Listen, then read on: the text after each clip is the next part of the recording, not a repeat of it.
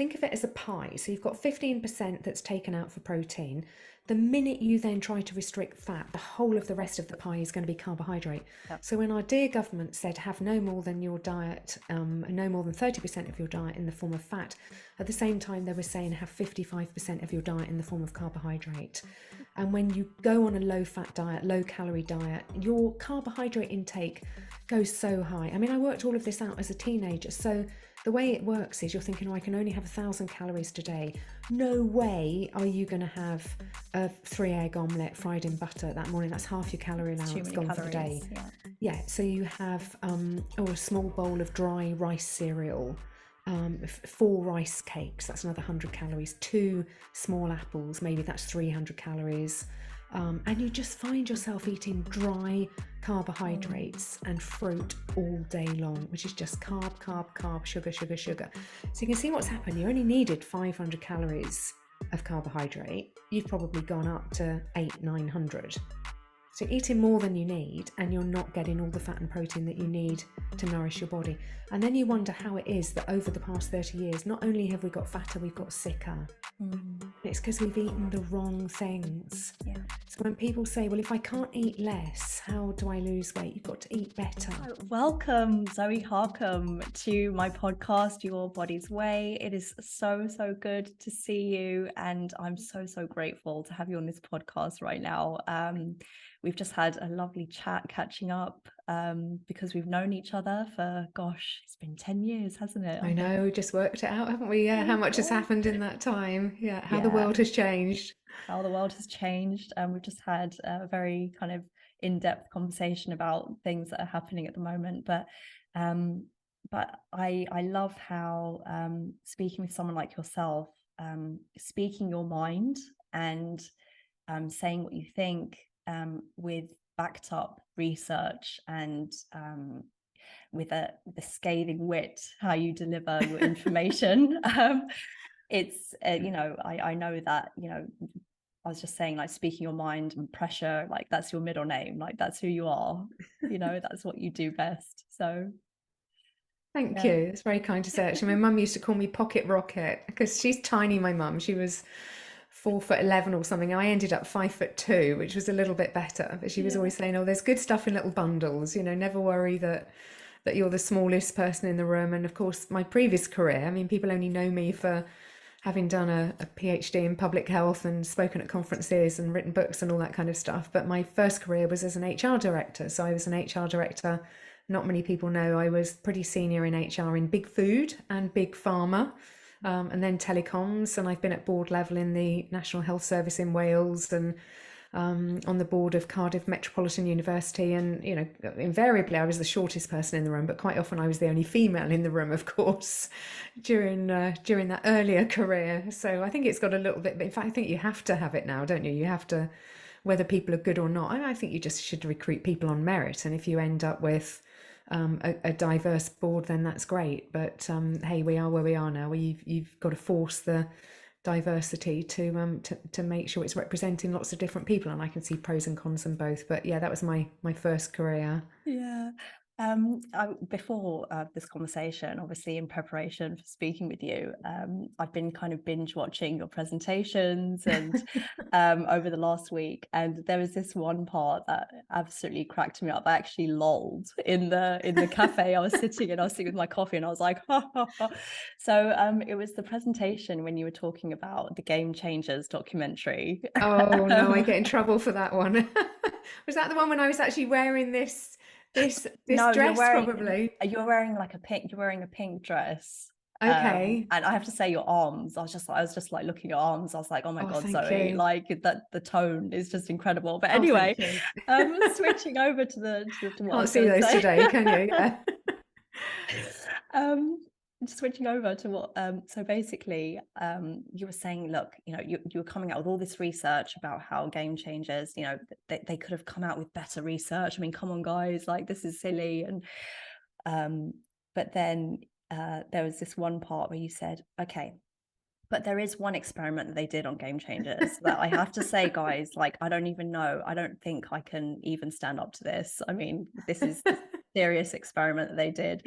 And then the next slide was them measuring plastic penises. And you were like, oh, come on, guys. Like, how can you say that vegans don't get like stronger erections? Like, I like, come couldn't on, guys, believe how can they you fight put that this? in a movie. I mean, that was just comedy gold, wasn't it? It had to be done.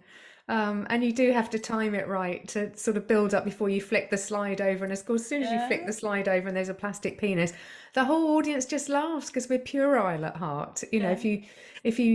there's certain words, aren't they, that just children will snigger in class and they still Yeah, laugh as a they grown still up. do. So, But it's funny, you totally roped me in because I was like, oh, so is there something in the Game Changers that you really do think is really good? And then you just sadly, switched to that no. slide and you were just like, that I lolled in the cafe. It was so Oh, funny. very good. That's good to know. Thank you for Um, that. but I got in trouble for that actually because I got a couple of friends in the village. We discovered during this whole lockdown thing, we realized that all the village believed the whole, you know, we're all going to die, and if you leave the house and exercise for more than an hour a day, you're going to kill your granny. yeah, Everyone other than this other couple, and we didn't find them straight away. And then when we did find them, it was like this haven in our own village where we could just, you know, walk up the road and go in and have a drink and a hug, and nobody knew. And they've got this little girl, and she was 5 then, she's now 7, and they would put her in front of YouTube when all the schools were closed and everything, and they tried to show her interesting videos, and she was really interested in food and all that kind of thing, so they said, oh, watch Zoe on YouTube. So there was one version of that presentation that I actually did over at CrossFit HQ. And to put it in context, the way it was due to work, Greg Glassman, chief exec of CrossFit at the time, had said, right, we're going to take down the game changers. We're going to do it in front of our 250 most senior trainers, supporters, investors, whatever, worldwide. So we're going to get them all into CrossFit HQ. We're going to get Gary Taubes. We're going to get Michael Eaves. We're going to get Asim Malhotra. We're going to get, oh God, who else was there? People from Verta, Georgia Eid, me. It was an incredible, Sarah Hallberg. God rest her soul, get everybody over there, and we're going to take down the game changers from different angles. And so we had all just watched the movie, and he was really macho, wasn't he? That James character. He yeah. was all sort of, you know, I'm SAS or whatever, and if I can be a vegan, then any of you can be vegan because I'm, you know, I'm as hard as it comes. And there's one point in the film where he uses the word motherfucker.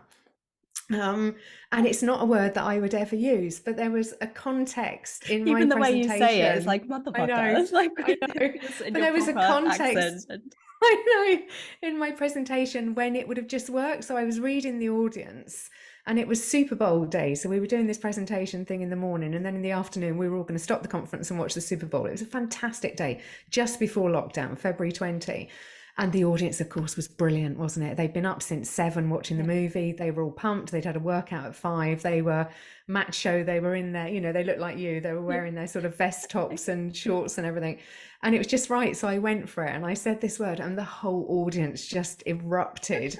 But of course, my friends put their little princess in front of this video, and I should have said, there's only one you mustn't let her watch. I don't swear, but I do in this one video. And then I get this message from my friend going, oh my goodness, we had Sweary Mary this morning. Oh no, You know what? don't show I'm them. so sad I missed that because when I was looking through your videos, I That's did not find the hilarious. CrossFit conference. I did not come I'll, across I'll, that one, I'll, so I'm gonna have to look it up. yeah, Like I'm put sure in it's one of CrossFit, YouTube. Yeah, Zoe Harcombe. It's only yeah, 20 minutes. I managed to do it in 20 minutes. yeah, I was wearing this, I can't believe it. I was actually wearing this dress, my little white stripy thing, yeah. and you'll spot it. And I can't remember when it comes in I think quite early on actually, because I just thought, yeah, from this point on, it will be downhill from there. So Yeah. let's go for it. So anybody who hasn't seen Zoe Harcombe do presentations, definitely just got to catch them. You've got to catch one or two because they're definitely, you know, it's so informative. Yet the way you bring in humor and your personality, like it just makes it much easier to absorb the information. Oh, thank you. Yeah, you've got Um, to be entertained. I mean, some of these conferences are 4 days long and they're all being videoed now. So you're all in a completely blacked out room. mm, So when they're in the US, I mean, it's a nightmare for us Brits because we're in an 8 hour jet lag anyway.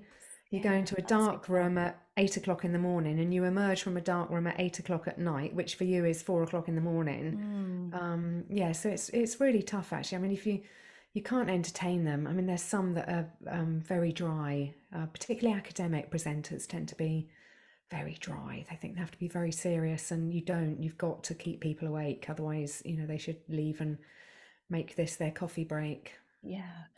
I mean, there's two topics that I want to talk to you today about, and I know it's going to be quite tough to condense them down because they're big topics. However, there are two things that I definitely want to touch upon with you and just pick your brains. And I believe that the listeners really need to hear what you have to say about these two topics. So, first of all, just talking about calories in, calories out, which is basically, that's the topic that you talk about. That's kind of like the cornerstone of what you teach. And then in the second half, just okay, so if calories in, like calories out, if that's kind of like a smoke screen, what is the real problem? And what sort of foods do we need to be eating?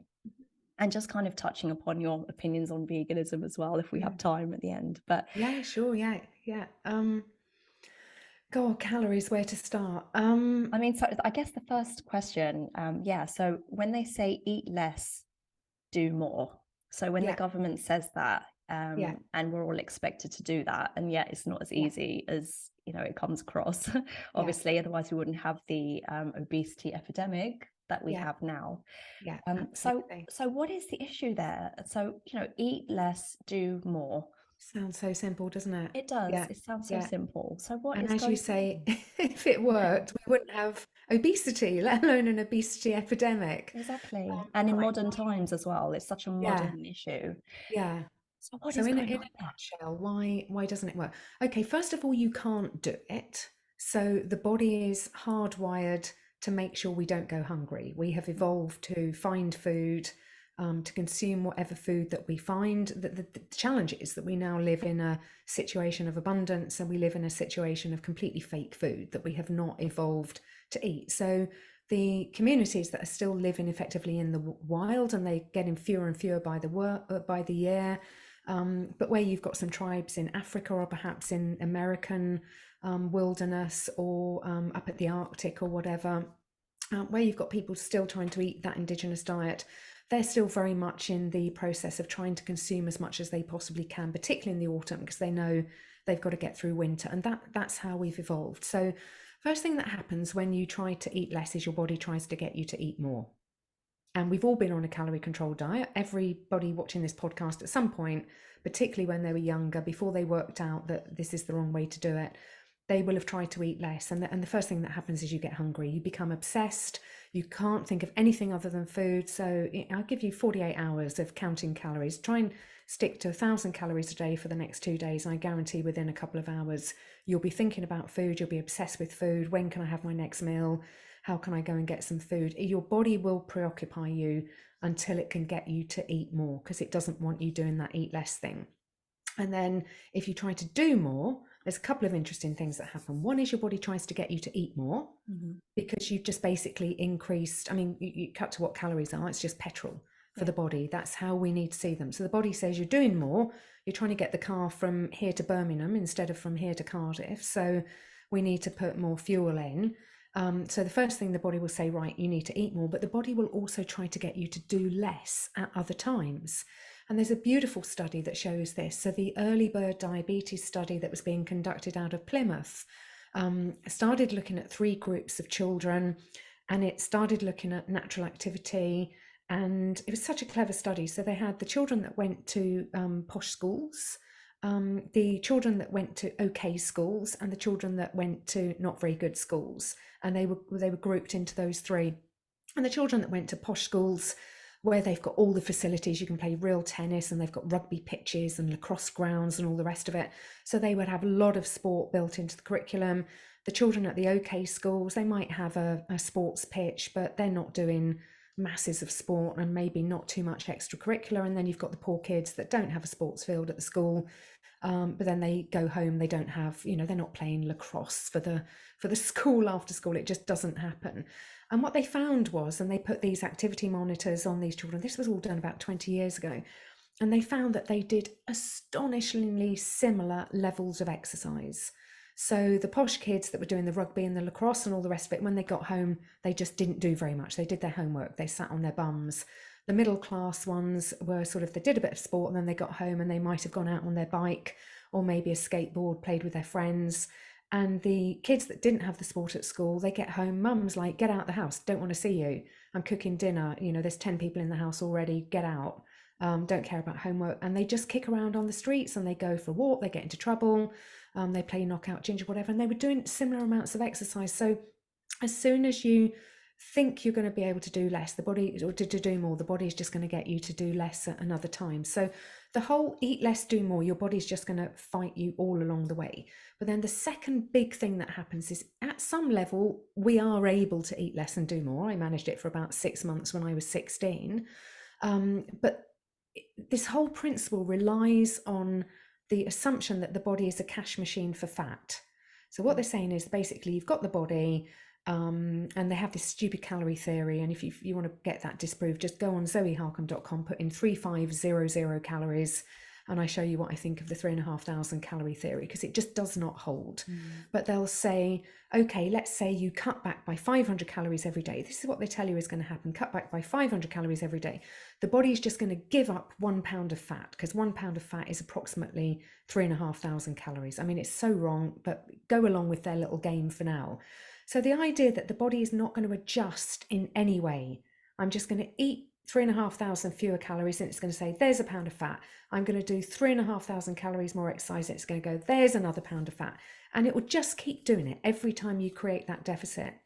And I say to people at conferences, okay, I'm 110 pounds. So let's say I managed to do that over, let's say I managed to lose 2 pounds a week, because they say create a deficit of 7,000 calories, you'll lose 2 pounds a week.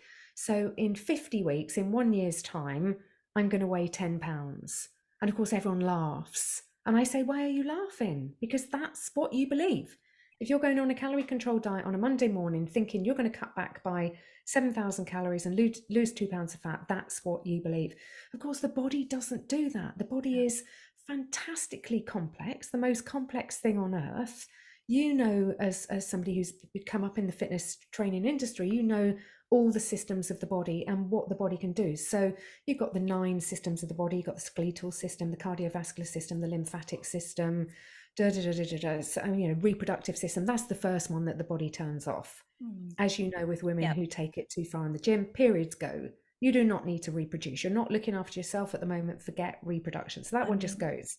The heating system goes. Just turn off the heating. We get cold. Sorry, you're going to say? No, I was just going to say, just on that note, because there are so many thoughts coming up as you're speaking. But talking about the reproductive system, I've had lots of conversations with fitness professionals, and even they would say, when we're competing for bodybuilding and when we're trying to, lose body fat, they'd be the first to admit that, most women lose their cycles, some don't, but they see that the risk for women is very high when it comes to their menstrual cycles and their hormones. And so it is the first, and it's sad that your body puts reproduction last, but it's just the way it is. It's survival mode, I guess. It's protecting you. It's totally. But I mean, look at that's really obvious, and you can tell that that's happened. What about the things that you can't tell have happened? So what about the building bone density that got turned off that you didn't spot? The fighting infection that you didn't spot? I mean, the extremes of this are the Tour de France cyclists, and they have to isolate themselves coming up to the Tour de France because one sniffle from a child that any healthy adult should be able to just brush off, they're out of the Tour. Their immune systems are on the floor. So you think, oh, I ate 500 fewer calories, the body's just going to give up that as body fat. No, it just did 500 fewer calories of activity. You could have eaten those. In fact, you needed to eat those calories to be healthy. But you didn't eat those calories. You thought you were going to lose body fat, and all you did instead was to lose health. And people just don't see that. And I want to scream at them and say, how can you not see that the body can and does adjust? Your entire 3,500 calorie theory relies 100% on the fact that the body will do nothing other than say, there's a pound of fat, there's a pound of fat. It's not a cash machine for fat. It's just, I can't get my head around how stupid it is that people actually think the body is going to do that when it can just make so many other choices instead. And when you reduce calories, your body actually goes into a mode of, okay, I've got to protect myself. Less energy is coming in.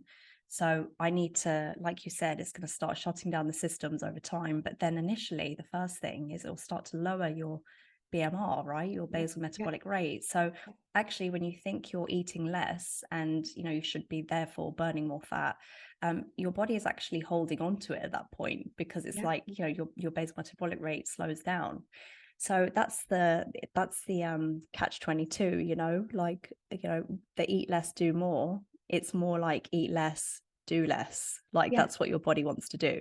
Yeah, Yeah. and forever then have to eat less. I mean, I'm so lucky that I was able to rescue my metabolism. So I can Mm. still eat a lot now. I go to conferences and I'm in with people who are eating keto or carnivore 1 meal a day, fasting for 2 days at a time, and I'm slimmer than they are.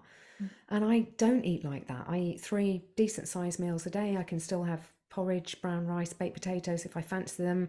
I Mhm. know that there are more nutritious things to choose every time I choose those, but I can, I'm still metabolically healthy and able to cope with those. But I probably started off because I was a super sporty teenager, so I was doing rounders and tennis and athletics and doing lots of sports at hockey for the school and all the rest of it.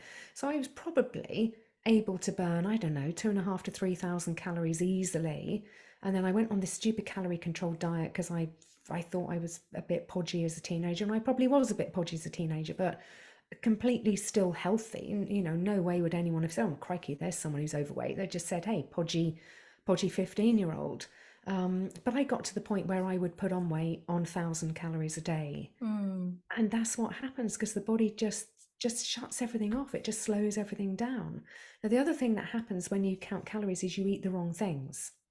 So again, this is not an accurate science and we shouldn't use it in the way that we do, but as an approximation, carbs are approximately 4 calories a gram, protein is approximately 4 calories a gram, and fat is approximately 9 calories per gram. So the second you count calories, you avoid fat, which is actually the one macronutrient that wouldn't impact your blood glucose and wouldn't impact your insulin levels, and actually can be used by the body for everything. So you mentioned something really important earlier on, basal metabolic rate. And I don't know if your listeners can visualize this now, but I try to get them to look at, let's take a typical female, 2,000 calories a day. Let's keep the maths easy. So for that typical female who's moderately active, 1 to 3 times a week, of those 2,000 calories, 1,500 approximately are for basal metabolic rate needs, and Wow, that's a approximately lot. 500, it's a lot, Mm. approximately 500 are for energy on top of that. Now, here's the kicker.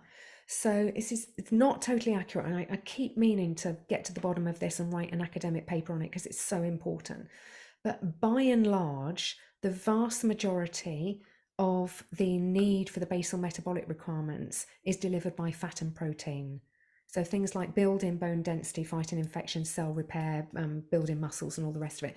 Your body needs fat and protein to do that. Now, yes, there's an element of you need to be kept warm, and carbohydrates can help keep you warm. But essentially, think of fat and protein as your basal metabolic requirement macronutrients. Then you look at energy. Now, energy, you'll know this, can come from fat, can come from carbohydrate, can come from protein, but as the last resort, if there's any carbohydrate available, the body will take that in preference. Then it will take fat, but essentially it will take fuel from fat or carbohydrate. But it doesn't want to use carbohydrate for basic metabolic needs. So you start off with your 2,000 calories a day, and let's say you were eating in the right proportions. So 1,500 coming from fat and protein because you weren't paranoid, and 500 from carbohydrates. So you eat in a sensible low carb diet. Then you count calories and you immediately realize I can't have anything with fat in it. So it's no longer full fat yogurt, it's low fat yogurt, it's white meat instead of red meat, it's white fish instead of oily fish, it's stupid protein shakes instead of a salad niçoise for lunch, and all that kind of thing.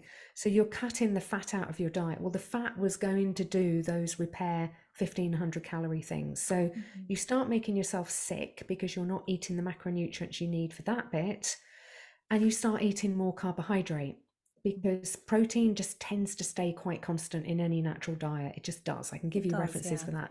It just tends to, whether it's fascinating, whether you're vegetarian, omnivore, carnivores get it up to about 20, 25%, but It's astonishingly Yeah, constant. I've measured my Um, own over a period of weeks, and it does tend to stay around the 15 to it 20%. really It's is. so It funny, isn't is. it? Yeah. Yeah, so the minute you then cut fat, this was the basis of my Yeah. sort of PhD. Think of it as a pie. So you've got 15% that's taken out for protein. The minute you then try to restrict fat, the whole of the rest of the pie is going to be carbohydrate. Yeah. So when our dear government said have no more than your diet, no more than 30% of your diet in the form of fat, at the same time they were saying have 55% of your diet in the form of carbohydrate. And when you go on a low fat diet, low calorie diet, your carbohydrate intake goes so high. I mean, I worked all of this out as a teenager. So the way it works is you're thinking, oh, I can only have 1,000 calories today. No way are you going to have a 3 egg omelette fried in butter that morning. That's half your calorie It's too allowance many gone for the day. calories. Yeah. Yeah, so you have a small bowl of dry rice cereal, 4 rice cakes, that's another 100 calories, 2 small apples, maybe that's 300 calories. And you just find yourself eating dry Mm, carbohydrates and fruit all day long, which is just carb, carb, carb, sugar, sugar, sugar. So you can see what's happened. You only needed 500 calories of carbohydrate. You've probably gone up to 900. So eating more than you need, and you're not getting all the fat and protein that you need to nourish your body. And then you wonder how it is that over the past 30 years, not only have we got fatter, we've got sicker. mm, And it's because we've eaten the wrong things. yeah. So when people say, well, if I can't eat less, how do I lose weight? You've got to eat better. Hmm. You cannot afford any empty calories. You cannot afford any processed foods. And you do eat processed foods when you're on a calorie count. You go for the ready meal that's been calorie counted for you. You Hmm. don't look on the back that it's got 50 different ingredients, most of which you can't even pronounce, let alone do you know what they are. You just say, oh, it's only a couple of grams of fat and it's 250 calories, perfect for my dinner. Despite the fact you finished it and you just, at the end of it, it's like, oh, I'm so hungry. Now I could really eat something healthy.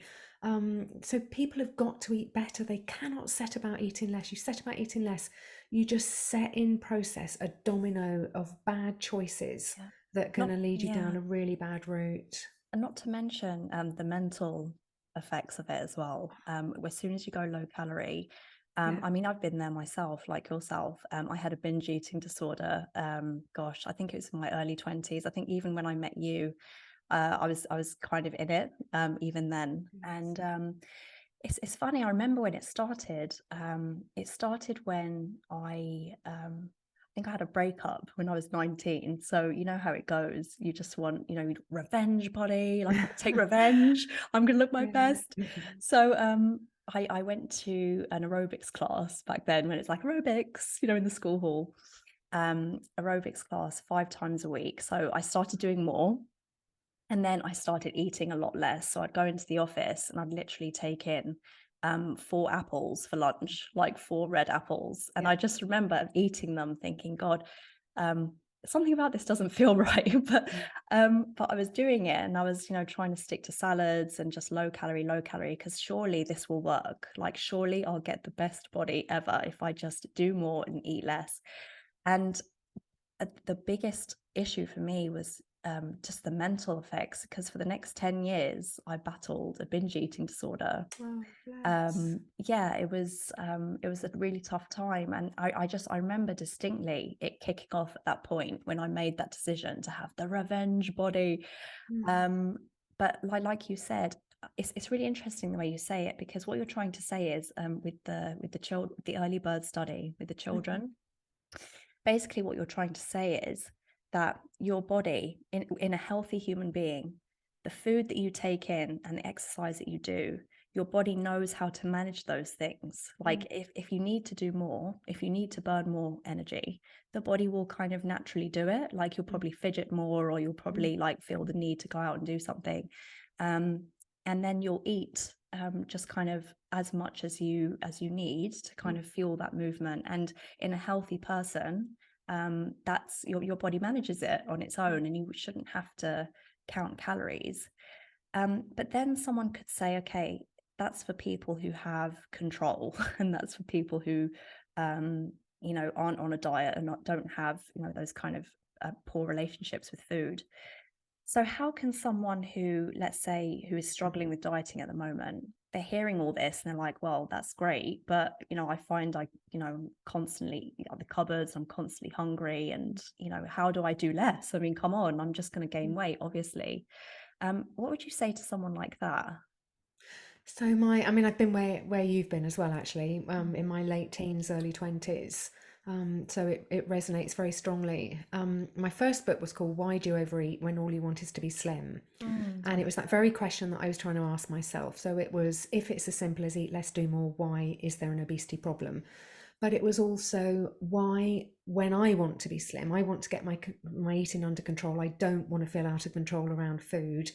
How is it that I'm a Cambridge graduate and I can't stop putting muffins in my face? Exactly. I sorry, I just couldn't. on that point, like literally, I feel exactly the same. Like Yeah, we're intelligent women, and the women listening to this who are going through the same thing, yeah, maybe that they feel the same. They're like, I'm yeah, intelligent, like I'm smart. Like, why yeah, is this happening to me? Like, yeah. it's crazy. Yeah. Yeah, so a couple of things going on. Let's unpack this.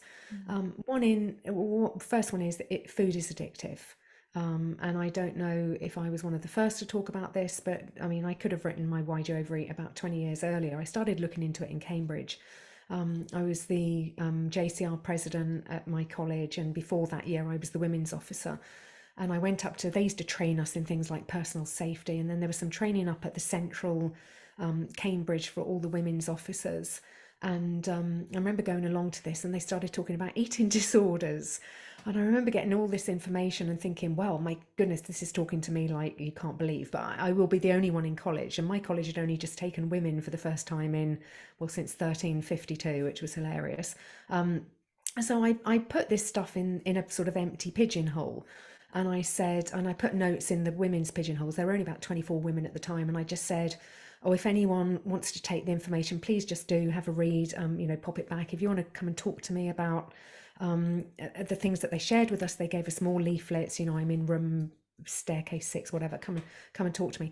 Every single one other than one came to talk to me. 23 women out of 24, and I suspect the 24th, she was a supermodel at the time, so I think she probably just thought, I don't want anyone to know. But I mean, I was just astonished. Everybody was going through this at the time, so I started looking into what it is. So I said, okay, my definition of food addiction very early on was you want a particular thing. So I didn't want green beans and salmon. I wanted confectionery, crisps, biscuits, cakes, cream cakes. Unfortunately, I live near a cream cake shop in the heart of Cambridge. I wanted those even at 7 o'clock in the morning on the way back from rowing. So you want the same thing. That's number one. You want a particular thing. Then you want more and more of it. So that's the problem. One biscuit doesn't do it. You want 10 biscuits. You can't stop at one biscuit. Stage 3, you get to the point where you start feeling bad if you don't have it. So the morning that I said, right, I'm going to go rowing, and I'm really not going to stop at Fitzbilly's on the way home and get a couple of cream cakes and take them up to my room before lectures. I'm just not going to do it. I would actually feel quite bad because I was getting withdrawal symptoms, because I'd actually got to the point that I was addicted to, intolerant to wheat and sugar, Right. which was basically all my crave foods. They were just delivering wheat and sugar in different forms, biscuits, cakes, So were etc., they physical? Were cereals. they physical withdrawal symptoms, emotional Yes, ones? Yeah. yes, yeah. And then the final stage of addiction is stage 4, which is when we suffer the consequences of that addiction. And unfortunately, that's the only time that we do something about it. And I've often said to people, if there were no consequences of addiction, if we didn't become obese, if we didn't become depressed, if we didn't spend loads of money and waste our life having binges and getting stomach pains and feeling ill and all the rest of it, we would just do it. I would eat carbs all day long if it had no impact on weight or health. Trust me, I would. I'd eat crap all day long. Who wouldn't? Let's not pretend. But it does have a massive impact on weight and health, so we can't do that. But most people don't seek help until they're at stage 4 of addiction, which is it's manifested itself as a problem. And the most typical problems, particularly when you're younger, are obesity, puffy face, carb face, can't sleep properly, or going into some sort of carb induced coma and then being all foggy the next day. And of course, as you get older, it manifests itself in diabetes, heart disease, and all the rest of it. So food addiction is very, very real. The next part of my research, when I left Cambridge, I went to work for a management consultancy firm, and the first post I got was over in the US. And it sounded great, but we were working really hard. People in the office had their own families to go home to. So if we ever did get a couple of hours off at 8 o'clock in the evening, I was really lonely. I had nothing to do. So I would go and sit in bookshops, and they put Starbucks in bookshops back then. So it was a lovely evening. I could get a milky coffee and I could sit and browse through the book section. And they had books that we just did not have in the UK.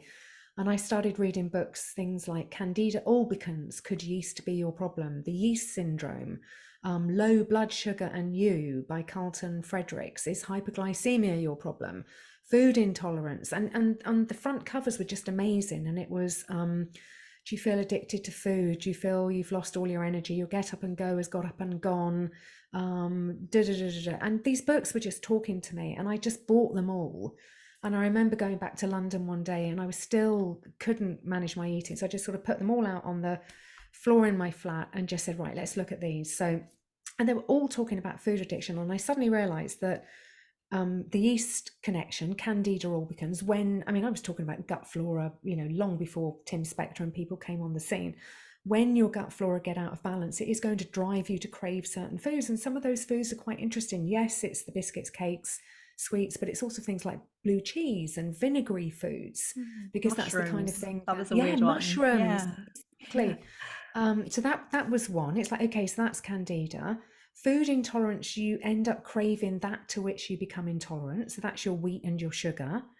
And then hyperglycemia was, of course, fascinating, because the minute you realize you're supposed to have 1 teaspoon of glucose in your entire bloodstream at any one time, you realize that, the 4 apples that both you and I were having for lunch, we were putting, some of that's fructose, some of it's glucose.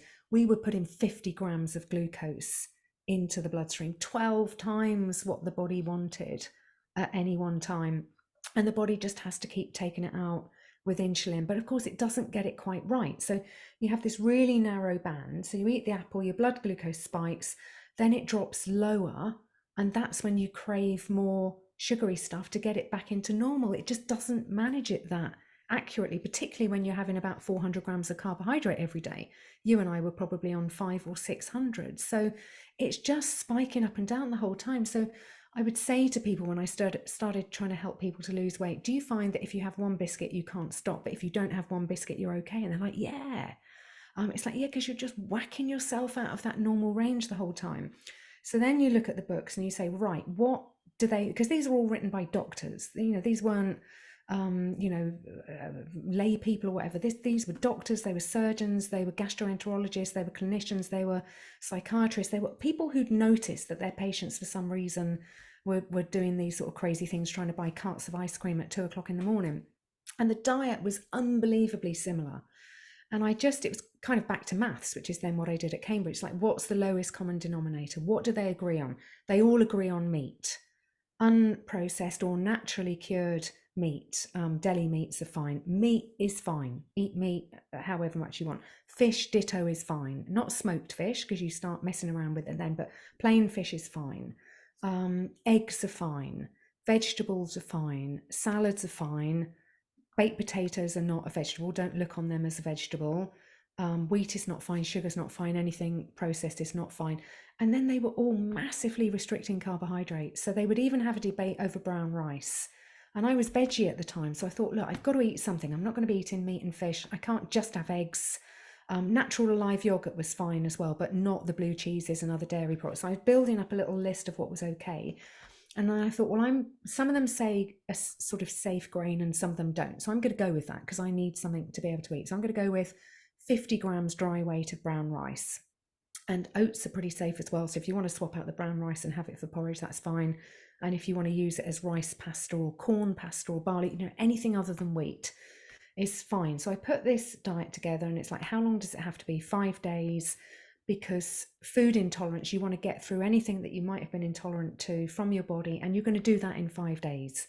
Food will pass through you in about 3 to 4 days. So at 5 days, you're not going to have that legacy of the wheat and the sugar from the cake that is going to make you want to eat the wheat and the sugar again. So, and the 5 days almost killed me. I was the first guinea pig to try it. So I thought, right, do this thing. Almost killed me. The cravings were unbelievable. But sure enough, by day 5, it's like, do you know what? I don't want a biscuit. I don't want a confectionery bar. This is quite extraordinary. And I'd lost about half a stone. I just Mm. couldn't believe it. Wow. Um, and then I started looking at, okay, so what can you start safely putting back in? Which was kind of phase two. And then phase two started looking at, well, what is food? And then I started making discoveries of, oh, look, nature tends to put food in two forms. It tends to either give you proteins in everything, you know that, tends to either give you a carb protein, which is what vegans eat. That's your fruits, vegetables, grains, legumes, pulses, or it gives you a fat protein, which is the things that vegans don't eat. That's your meat, fish, eggs, and dairy. And then at the extreme, you've got sucrose, which doesn't have any protein, and you've got oils that don't have any protein. But we're talking about proper food here. Everything in the middle has got protein. So then you start noticing things like, all the foods that I was addicted to were a carb fat combo. And that doesn't appear in It nature, doesn't, with no. a couple of exceptions, nuts and seeds. So Mm. nuts and seeds are high in fat, protein, and carbohydrate. And hey, guess what? Stand near a tray of nuts. They don't even have to be salted, and start eating them and see if you can stop. Because I can't. I just don't stand near them. I Same. can't stop. Yeah. And so then when you say to people, look, so if I let you have dry crackers on their own, how many could you eat? Not many. If I let you have butter or cheese on its own, how much could you eat? Not so much. I'll let you have them together. How much can you now eat? There's no limit. You could just eat cheese on crackers all night long. And Mm. that's the carb fat combo. So phase two then started bringing in those kind of observations. Today, okay, we've got the base of the meat, fish, eggs. We've now got dairy products coming in, not just natural live yogurt. We're staying away from wheat, and we're always going to stay away from processed junk because that's just not going to do us any good. But we can start bringing other things back in. But we're going to start eating the way that nature gives us food. So we're going to start having carb meals. They became known. We just dropped the protein, or we're going to have fat meals. So the carb meals would be brown rice and butternut squash curry, or brown rice and veggie chili, or rice pasta and tomato vegetable sauce, Mediterranean vegetables. Or they're going to be fat meals, which is steak and salad and fish and salad niçoise, all those kind of good things. But we're going to take away that I don't have a off button by Mm. not putting those things in at the same time. Yeah. And that was kind of it. That was what ended up being put in my first book. And my first book was published by a small publisher in Wales. And I even put my email address in at the beginning. I thought nobody's going to read this. And then I had to take it out in a future one because I was getting emails from people and they were like, where were you when I was at college and I was binging on food? And I would email them back and I was like, I was doing that. I was at college binging on food. That's where I was. So, it was great to get some feedback. But then, I had to kind of say, okay, it hadn't gone viral, but, I got a little bit well known. So I had to stop. But that's the basics of what's going on with food and addiction. Oh yeah, and the other thing is, here's the final piece in the jigsaw. The minute you go on that calorie controlled diet, you eat all the things that feed those three conditions. Mm. So all the things that are going to feed candida overgrowth, you're craving, the pickled foods, the vinegary foods. I couldn't understand why I was craving pickled beetroot. That seemed absurd to me. And as you say, mushrooms, let alone all the junk food. Any carbohydrate is going to mess up hyperglycemia. So you were doing that with knobs on, and you were getting food intolerance to wheat and sugar. So everything you did trying to lose weight led to you going Mm. down the path of getting those three conditions, and then you were a food addict, and there was no you could do about it. No matter Mm. how intelligent you were, how strong-willed you were, what kind of willpower you thought you had, when you were up against those three conditions and food addiction, you were powerless. But you could knock it on the head in 5 days and Right. get into, and then it was up to you. If you then, I kept saying to people, don't then be complacent, because you will actually think you could work in a biscuit factory and not have a biscuit. And you think, oh, I'll have a biscuit, I'm fine now, I'm sorted, I'm strong. And the minute you have a biscuit, you're like an alcoholic that has that first drink. Yeah. Now, I can have some of those things now. I most often choose not to. But it was a long period of time before I dared have sugar, or even one little thing that you think isn't going to hurt. It really does hurt for a long Yeah. period of time. So are you saying if if somebody's on a diet and they feel like they can't control their weight, they can't control their eating, the best thing to do is to switch to whole foods in the kind of sequence you just described. So you just described three distinct phases, and that's the Yeah, Harcombe diet. That yeah, that's how we met, through the Harcombe yeah, diet book that you wrote. So if you introduce whole foods and you abstain from the things that are feeding those three conditions, that are keeping people overweight, keeping people obsessed with food, if you do that for a certain period of time, then you should find yourself naturally wanting to gravitate towards whole foods and coming away from the foods that keep them overweight, and the metabolism will be healed, and you'll go back to that healthy body where your body can manage its own movement, it can manage its own calorie intake.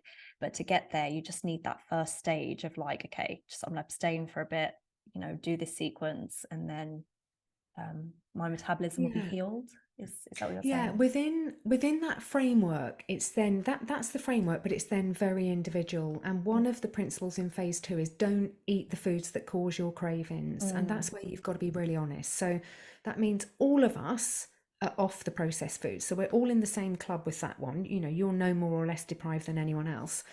But where you might start feeling a little bit more deprived than some other people, and the people who've had the most success with this are the ones that just say, look, do you know what? That's just how I am. And I wish I were a bit more like Zoe or Andy and I could be more flexible with what I eat, but I'm not. So I've just got to be honest about it. I had to be honest with fruit. And it sounds like you probably did as well, because fruit was my binge food. I could not believe that fruit was anything other than, we were told, weren't we, 5 a day? Well, I'm eating 16 a day or whatever. I'm 3 times as healthy as everyone else. I used to buy packets of dates. I once did an I article did saying, that too. Yes. those medjool dates, they have Yes. more sugar than toffee. They were little I would eat a whole toffee pack. bombs. Yes. And I remember looking Yeah. at the nutritional information and going, 600 calories? No, that can't be right. And I'd have a couple of packets a day. I mean, it was quite expensive habit as well, actually. And I'd be popping, and you didn't get them everywhere. You had to go to Waitrose or M&S. It was very posh. Yeah. But I mean, we were mad. And then buckets of cherries or something. It was my binge food. I have berries now. I have apples when they're in season, usually from our garden because they don't taste sweet. I can't have 4 of the American Red Delicious apples anymore. They're just falsely sweet. Yeah. I have one, and an hour later I want another one. So I'm aware that it's done something to my blood glucose level. So you say that so fat is a food where if you consume a big portion of your calories, more than the government advises, if you consume a big portion of fat per day, um, the difference between fat calories and carbohydrate calories is that fat calories actually go in and they have multiple uses. Yeah, Whereas carbohydrates, if you eat the same amount of calories, they only have one use, and that is yeah, energy. yeah. So how do eating so many carbs, like let's just say someone eats lots of fruit and they eat all of the carbs, all of the things as per the government guidelines, how does that cause weight gain? How does that lead to that? Because you're eating the wrong thing. So that the body basically had a 500 calorie requirement for carbohydrate. And let's say even if you've gone down from your 2,000 calories to 1,500, so you think you're going to be losing a pound a week. But in doing that, you've ended up, let's say, eating 1,000 calories of carbohydrate and only 500 of protein and fat. So you're 1,000 calories down on your fat protein requirement. So that's your body just going to shut down loads of repair mechanisms. But you're still then eating 1,000 calories of carbohydrate and you only need 500. So you can still get both fat and sick, even though you've created a calorie deficit. And people just don't get this. A calorie is not a calorie. They are so fantastically different. Yeah. And on top of that, of course, the fruit is not giving you what you need. A statement I'll make as well is fruit is essentially sugar with far fewer nutrients than most people realize. So it's not giving you complete protein. It's not giving you essential fats. It's not giving you omega-3s and omega-6s in any form that you can do anything with. It's really not that good for vitamins and minerals either. So again, on my site, if you put in 5 a day, you'll see some tables that I put together where I'll say, okay, there's liver, there's sardines, there's sunflower seeds, there's an apple, there's a so-called healthy whole grain, and I just compare them per 100 grams for vitamins and minerals. They just don't come near. Most people look at it and go, wow, I thought apples were healthy. They're basically water and sugar. They're just not that healthy. So they just we're just eating the wrong things. Now you've touched on a really important thing there, because this pie is so important. The day I realised that pie, and it should be really obvious, but it's kind of one of those penny drop moments where it's like, why didn't I visualize it in that way before? So you've got that pie, you've got the 15% protein, then they put in the 30% fat, and therefore 55% has got to be carbohydrate. Duh, why didn't I think of that? What they were really doing is setting a high carb diet at the same time as setting the low fat diet. So then it works the other way, because when people say, right, I'm going to go on a low carb diet, and that's essentially what you were doing. So yes, you're going whole foods, but you're severely moderating carbohydrate relative to what you were having. I mean, phase one, there's no fruit. You're on 50 grams dry weight of brown rice once a day. You will use that up as a moderately active person. So you're eating in a completely different way. But start the pie again and say, okay, I'm going to go low carb. So I've got my 15%. If I'm low carb, I'm probably going to get nearer 20%. But let's say somebody is doing a proper low carb diet because they've got a serious problem with overweight or obesity that they want to address. Let's say they say, right, I'm going to have 10% of my diet in the form of carbohydrate. And then I get people sending questions in saying, that means I've got to have 70 to 75% of my diet in the form of fat. How do I do that? And they start thinking, oh, I'm going to need to eat butter. And I'm sat at conferences next to people who weigh 3 times what I do, and we're having the same conference meal and I'm just eating it and they're adding butter to theirs, and it's like, you're the one who wants to lose weight, not me. And I will gently say to them, if I think they're open to being helped, I say, oh, that's really interesting, do you mind me asking why you do that? And they say, oh, because I've got to get my macros up, I've got to get 75% of my diet in the form of fat. And I say, you do that by controlling the other two, and then it just happens. Yeah. You don't have to add fat to anything. In fact, that's the last thing you want to do, because people will do their little keto measurements and they're like, oh, I'm in ketosis. And then you say, so are you burning body fat or diet fat? Are you burning what you just ate, or are you burning your love handles? And they look at you like, I never even thought of that. It's like, well, which is it? It's like, well, I don't know, I'm just in ketosis. It's like, well, what do you eat? Oh, I put butter on every meal. You're probably burning the butter that you put on your meal. Are you losing weight? No. Well, you are burning the butter that you put on your meal. You're not burning body fat. If you're not losing weight, you're not burning body fat. I mean, it's Yeah. it's one and the same thing. So it just happens. Now, I did a presentation in Dublin a couple of weeks ago, and I hadn't used this slide before, and it was a really neat slide when I was putting together. I'm like, oh, wow, I hadn't thought of that before. That's really interesting. So you take, I have this slide where I show people what is food. And of course, people say, dietitians say, oh, meat is full of saturated fat. It's like, that's hilarious. So you take a steak and it's a raw steak. So you do it by 100 grams. So you're doing it by 100% basically. So 71% of it is water. So immediately you colour 71% of the nice sort of picture of steak, you just colour it blue. So that's your water. 21% is then protein. So you colour that yellow.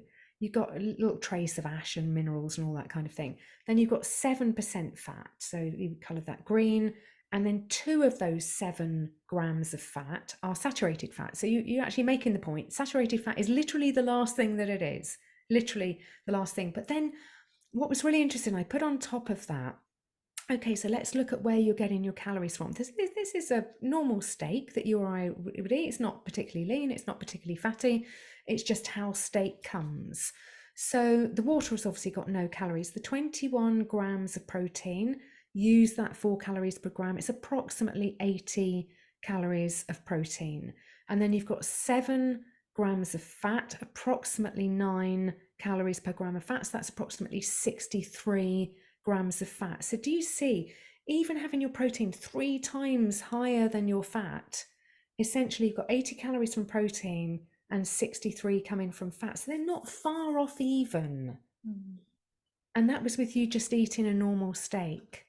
Now, if you have some dairy products, which you should be having as part of your low carb diet, you have some natural bio yogurt, you have some cheese, you're maybe cooking with cheese, you have some oily fish. Oily fish is even higher in fat than red meat, which also is hilarious because they tell you to eat oily fish but not red meat in the name of fat, and one is higher than the other. You have this great healthy diet, choosing red meat over white meat, oily fish over white fish, eggs, full fat dairy products. You naturally get the fat. You don't have to add butter to anything. It's just the minute you've got protein fixed and you aim, you count your carbs, so you go for a low carb diet, it just naturally fills up the rest. You don't have to do anything to make that happen. And I You can will end up attest. eating. Yeah, and I can attest to that because I can agree with that.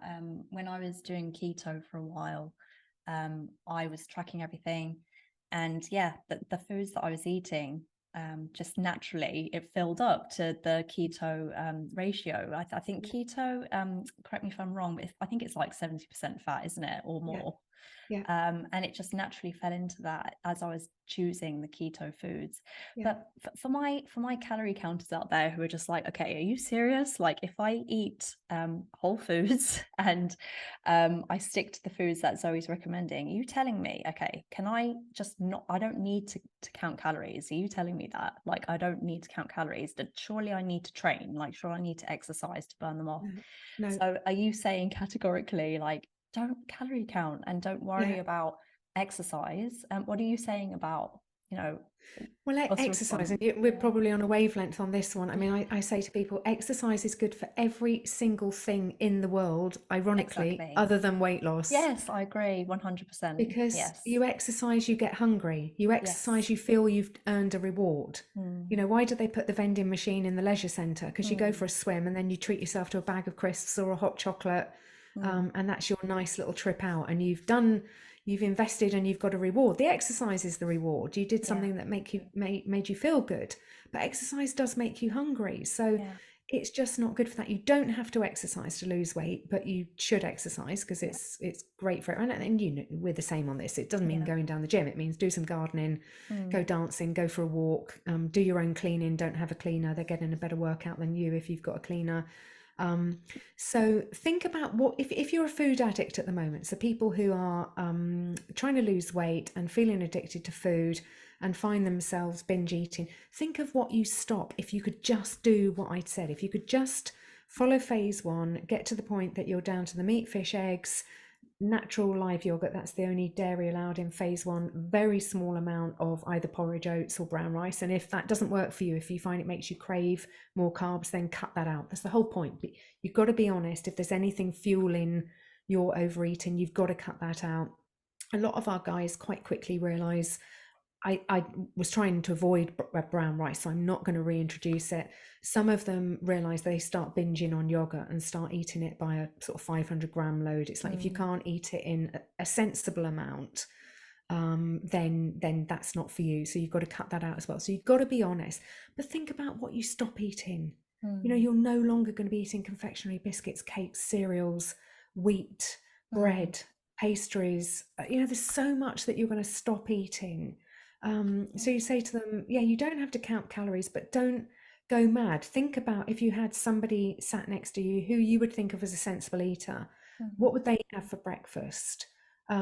So almost everyone who comes to our house for staying over or whatever, Andy does a great cooked breakfast. Almost everyone, male, female, young, old, small, you know, petite, you know, sort of Sean Baker kind of size, mostly will have sort of two eggs and two bacons, two rashers of bacon and two eggs. It just seems to be a sort of normal amount. It's what Andy would eat. So that's your breakfast. Now, if you totted up the calories on that, if you were terrified of what you're about to do, it's actually not going to be that bad, but you haven't had a single carbohydrate. So your blood glucose just stays super even. mm, You get to lunchtime, you might have a lovely salad niçoise with some boiled eggs, with some anchovies, with some tuna. If it's in oil, that's fine. It saves you putting salad dressing on. Um, if you want a bit of yogurt for dessert kind of thing, you get through to dinner, you have a really good sized steak or pork chops or some lamb or oily fish, a nice big, you know, big, we're talking big portions of the fat yeah. protein. No So calorie counting, so you can have no, big no, no, portions. no. You need a good sort of 200-gram for Mm, your main portion. So a 200-gram salmon steak, maybe 250-gram red meat, and this is for people of our size. So you know, guys should mm, be scaling that up accordingly. But if you find that's not enough and you get hungry before the next meal, then you've got to adjust it for you. mm, And some vegetables and some salads. And then when you're in phase two, you would tend to have cheese for dessert, no crackers, no grapes. And you get to the end of the day, and if you've added it up, you will probably have been eating less. You've certainly been eating less than when you were having your binge days. Hmm. And you'll have been eating so much better than when you did your calorie counted days, because you'll have those 1500 calories that the body just wanted to use. Mm. So it goes back to rebooting the reproductive system and building bone density, fighting infection, keeping you warm, all that kind of thing. You no longer get cold, you no longer get all that sort of downy hair that grows on your body trying to keep you warm. We both know how that goes. And because you've limited the amount that you were putting in that was just purely there for energy, because you've really had quite a low carb day, the body is going to have to burn up some of the fat from that steak or some of the fat from that oily fish. And then when that's all gone, it's right, I'm onto body fat now. Yeah. And it's not hanging on to the body fat anymore, because you do that for a certain period of time and the body starts thinking, oh, good, the person's settled down. I'm not starving anymore. It's not, the middle of winter, food's obviously dried up. I don't have to go into that survival mode kind of thing. There's stuff coming in regularly, right? I'm going to go back to business as usual. And then the body starts working with you rather than working against you.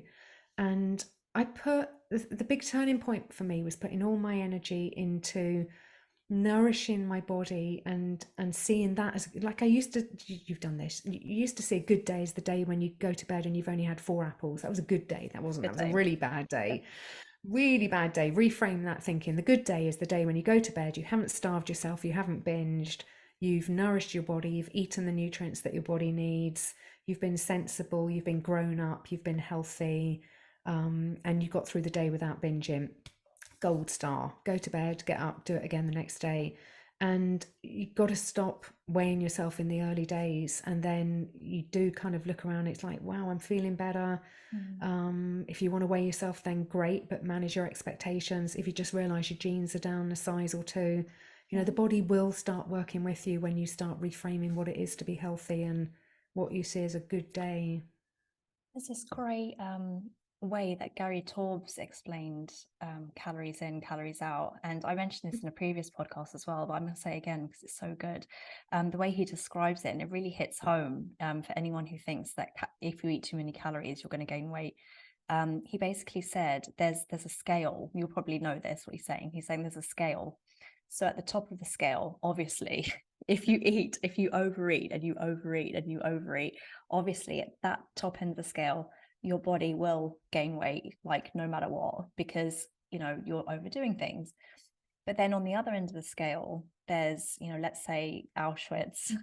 Obviously they couldn't eat, and obviously eating low calorie for them meant that they lost a hell of a lot of weight, because that's the way the body works. So at the two ends of the scale, the calories in, calories out is kind of true. But then in the middle, which is the basic population, it's gray. Like, it doesn't, how many calories you take in really depends on your metabolism, right? And your hormones, and how your unique body treats those calories. So have you heard that I saying by have. I've Gary heard him Taubes? use Yeah. another one actually. There's one I prefer to that when he, Yeah. because what he's saying about calories is, and it's interesting because he's a scientist and a physicist. If you look at Mm. my obesity book, I go into the whole. People think the first law of thermodynamics says energy in equals energy out, and it doesn't. It Mm. actually says in a closed system, in thermal equilibrium, energy can neither be created nor destroyed, it shall be conserved. And that is so different to energy in equals energy out. Mm. And then there are two other laws that we have to take into account. So if you go online, put in my name, put in calories, kettles, and thermodynamics or something, there's a presentation where I describe all of this. So I actually disagree, and I love Gary, I know him really well, and we've had email exchanges and we've had in-person Right. exchanges, and he'll say, oh, I know you don't agree with me on that, and we really So you enjoy. don't agree with what I've just said from his No, example? and Okay, okay, interesting. I'm Yeah, go. about to say why. I think there's something in it. I think there's Okay. something about that middle range. But what I've heard Gary say, Gary will put it sometimes as it's just not helpful. If you're looking at somebody who's overweight and then the dietitian would say, oh, they ate too much and they did too little. He's like, it's just not helpful. So the analogy that he uses is we've got a certain number of people in a room, and if the room gets full, it's because more people came in and not so many left. And if the room gets empty, it's because more left and not so many came in. Which you can kind of look at as a you ate too much, you did too little kind of thing. Too many people came in the room, not enough people left the room. But it doesn't help you understand anything, Because what you're trying to understand is, why did people leave the room? Why did people stay in the room? Why did people eat too many calories? Why did they not do enough exercise? Which is when you start flipping the whole thermodynamics thing on its head.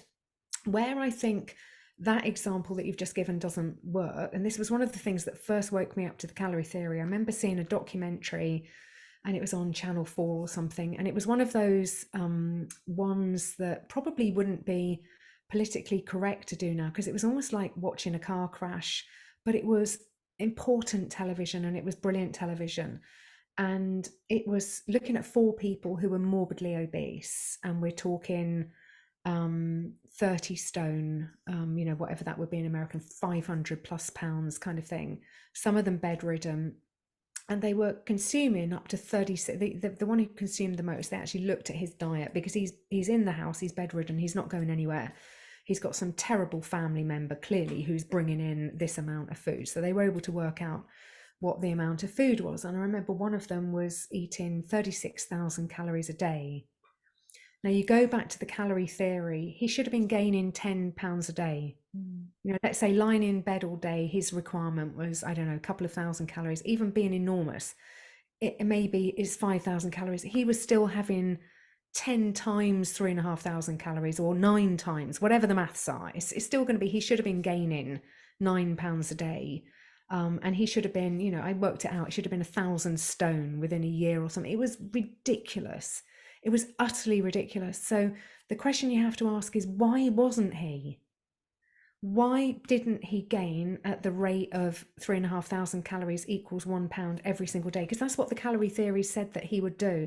And at the other end of the scale, why did the people in Auschwitz, why were they not like my earlier joke? Why did they not weigh 10 pounds in a year's time? Some of them were in Auschwitz for 3 years, probably getting no more than 800 calories a day. So they should have reached 10 pounds by the end of year one, and they didn't. So it doesn't work at either end of the scale. It doesn't work in the middle either, because the body can and does adjust. And that's the bit that people just didn't allow for. And it's the most obvious response, that the body is going to make a response. It's not just going to let you fade away or do everything to keep you alive. Yeah. Okay. So basically it comes back to the same thing that you've been saying. It's just about the quality of the food that you're eating. Yeah. That's all you need to focus on. Don't focus on anything else. Don't worry about calories. Don't worry about exercise right now. Like, just think about the quality of the food that you're putting in your mouth. Yeah. And that's kind of what I wanted to ask. I'm aware of time, because I know you must be really busy, but there, I think Andy's doing tea at 4 o'clock tonight, because we've got some meeting in the village, and he's got someone helping him with plumbing. I know we're on for 4 o'clock tonight, which is quite nice, actually. That's fine. And actually I have a podcast after this, so I'm also on the clock as well. But brilliant. What I wanted to ask then is a couple of things. I've been looking recently at industrial seed oils, and I think it's important that people know that, the stuff that they're putting in their food, the stuff they're eating at restaurants, and the stuff that's in their food from the supermarkets, a lot of it contains seed oils, which these days, it's becoming quite apparent that it's not good for your health. It's quite inflammatory, and it could be one of the causes of obesity, like contributing to it. So what are your thoughts on seed oils, and what can you tell us about them? Yeah, I would refer you to a couple of other people for this, actually, because it's not, if I see that someone I respect has done an area, I don't do it. I don't need to reinvent the wheel at all. So I think a couple of the leads in this area, obviously Nina Teicholz, who got into her whole Big Fat Surprise book and why we should be eating meat and dairy, by starting to look at the whole area of they're sometimes called vegetable oils. You're right, it's more accurate to call them seed oils. So she's one I would defer to in this area. Right. And the other one is David Gillespie from Australia, who's written a book called, I think it's called Toxic Oil. And he's gone through it very, very well as well. And more recently, I've come across a guy called Chris Nobbe, Knobbe, and he's massively into this as well. So I would bow to those guys. They're not part of my diet. They are not healthy. They are not what we should be eating. They're cheap. They're mass produced.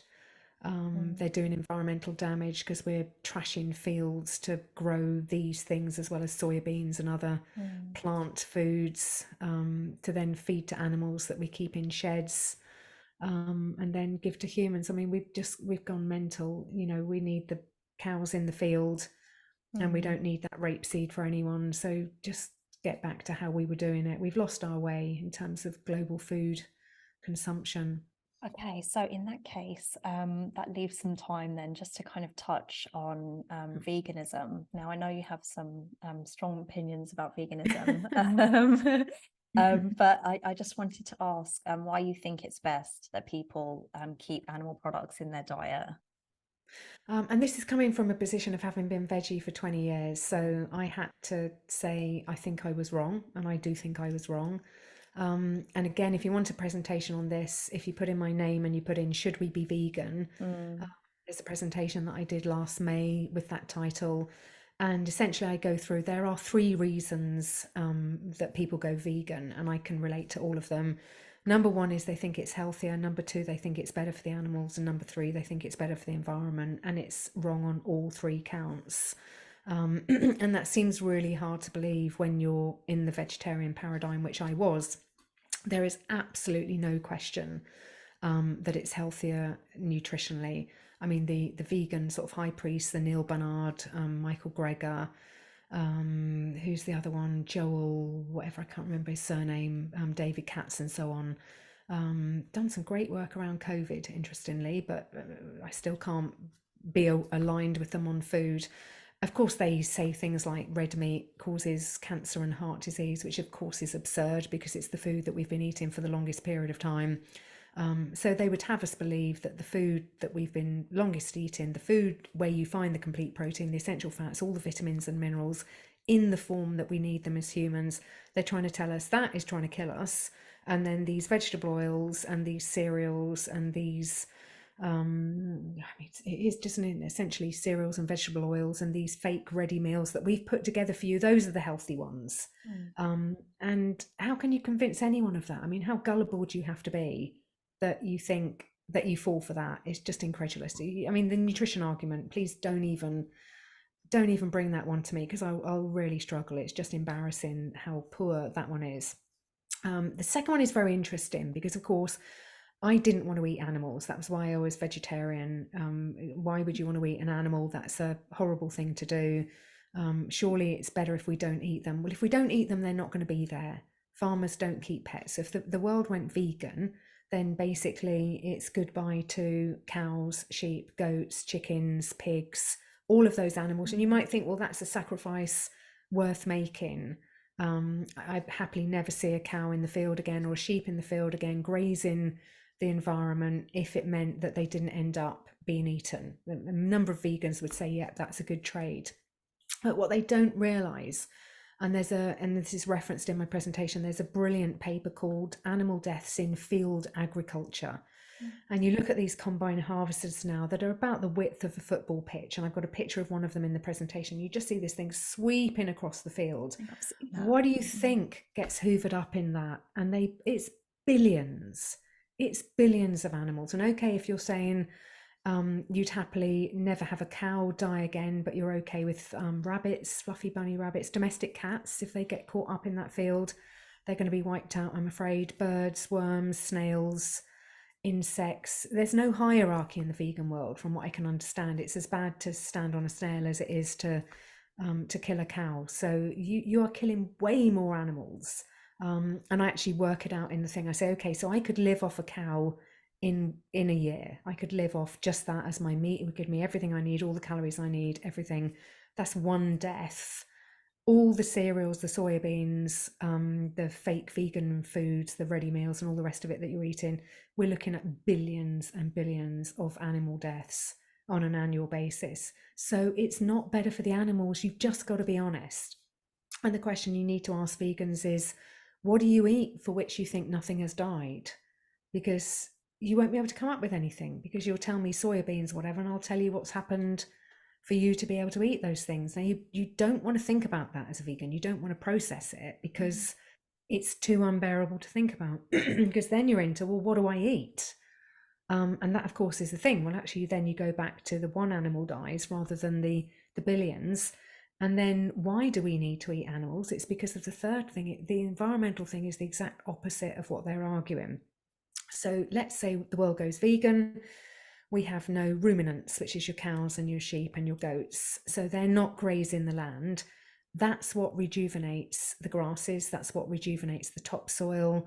Those cows live in harmony with the environments. There are billions of microflora that they're eating up through the grass. They host in their forestomachs, they regurgitate, goes back onto the land, and you've just got this incredible symbiosis which produces incredible pastures, incredibly rich soil. So the way that our food system is supposed to work is how it was designed in the agricultural revolution in the 1780s. And you would have the three field system. So you would have the cows going in, rejuvenating the grass over 1 year. You move the cows into the next field, and the second year you plant the crops. So you've got your potatoes, your root vegetables, things that would grow in the UK.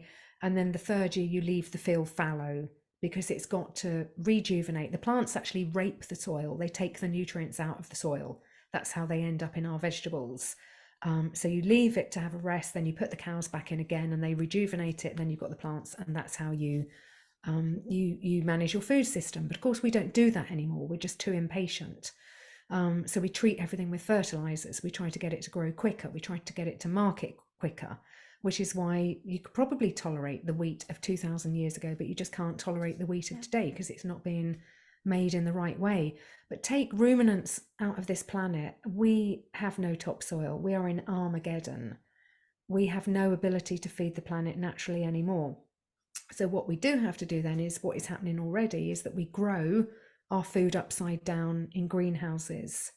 And which companies don't mind if that happens? Cargill, Monsanto, the agri-chemical companies don't mind if that happens. If the countryside is covered with greenhouses, there's no grass, there's no sheep, there's no cows. And again, I've got a picture of what this looks like. I put it up on Twitter once. The vegans went mental. It's like, well, how is it not that way? How is your let's get rid of all the animals? How do we end up with topsoil? How do we avoid that Armageddon?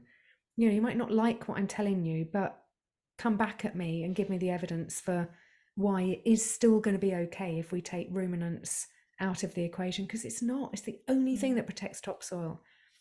And already topsoil has been destroyed to a massive extent. So topsoil used to be several feet thick. And now you quite often see, if you walk around live in the countryside as we do in the UK, if you're going out for a walk on a rainy day, the roads are brown, and that's soil running off the field because you haven't got the pastures on that field because they've used it for crops too many times in a row. Too often they didn't let it rejuvenate, and it's just washing down the drain and it's gone forever, never to return to the field.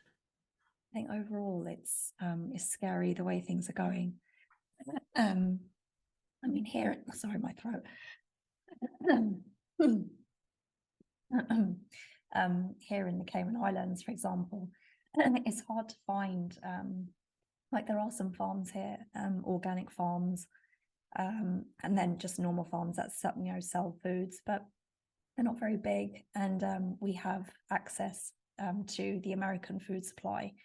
And it's just the ingredients in their food. I mean, even the UK, I think, has better kind of processed foods than they do coming here. But it's scary the way things are going. I think that's basically is something that people need to be aware of. But I think I'm so glad with what you've taught us today, and that is to just stick to whole foods. Don't worry about things that are kind of gonna mess up your mind, or put pressure on yourself, to go out there and do things, exercise and count calories, and just focus on whole foods, and just look out for those ingredients that you don't understand. And I think they're just really important points. Just see it as fuel as well. Because it's particularly if you've had a binge eating problem, it's become such a big part of your life. It's become your whole life. It's become dominant, everything you do. And when you get that under control, the best way to sort of get that under control, apart from all the things that we've talked about, is to have other things that fill up your time. So when you stop binging, you've got this massive void in your life. It's like it was a full-time True. job. Yeah. So you have to, in parallel, be crowding it out. Otherwise, you're left there thinking, oh, I'm thinking of crisps all the time, because that's what I used to be thinking about all the time. So you sort of have to run these two things in parallel, of sort of ramping down how much you think about food. And some people do go into food in different ways, and they become a chef or they become a dietitian or something. That might work for you, it might not be healthy. But for me, it was just read more, research more, learn more. And then you're crowding out all of that thinking about food with thinking about other things. Yeah. And whether you take up a new hobby or you start doing what I did, which was trying to understand why I was craving food and looking at conditions that cause food cravings and all that kind of thing. But be aware that a couple of things are going to happen. One is you're going to have a gap in your life, and two, you're going to lose your crutch. You're going to lose your prop. Because not only were you physically addicted to food, which is what the three conditions are all about, but you were emotionally addicted to food as well.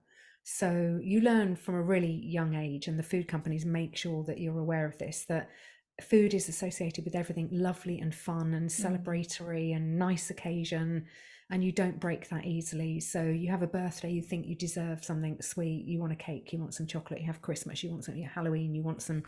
The whole time they've just put it into you, and somebody's mean to you and you want cheering up. What cheers me up? Chocolate. It's just, you have to break all of those connections and realize that you've been abused. Your mind has been abused by fake food companies putting those connections in your mind, which will not serve you well and will keep you overweight for the rest of your life, which is what they're quite happy if that happens. Really good point, Zoe. Thank you so much. This has been a That's fabulous okay. conversation. I feel like I'm literally a fraction more intelligent now. I've just had a conversation about. I feel like I've got some Brilliant. really good material here. I could just, when Brian gets home, I'll be like, "Did you know this, this, this?" And he'll be like, "Really?" But thank you He'll so put you much. right. He'll say, Yeah. oh, that woman, she's rubbish. Don't listen Yeah, to a word she says. That's what dietitians say anyway. Oh, honestly, don't listen to a word of that. Keep eating your starchy carbohydrates. You'll be fine. You won't get diabetes or obesity. Look at me. They're like this big. I shouldn't oh, say that, should I? sorry. Oh, you Yeah. say it anyway, don't you? um, Yeah. yeah. Anyway, so I was going to say thank you so much. It's Oh, been that's such my a pleasure. It's brilliant been lovely conversation. catching up. I've seen you after all these years. Yes, yes. Very nice. Thank you so much. Hope you get to do it again. Brilliant. See you again soon. Cheers.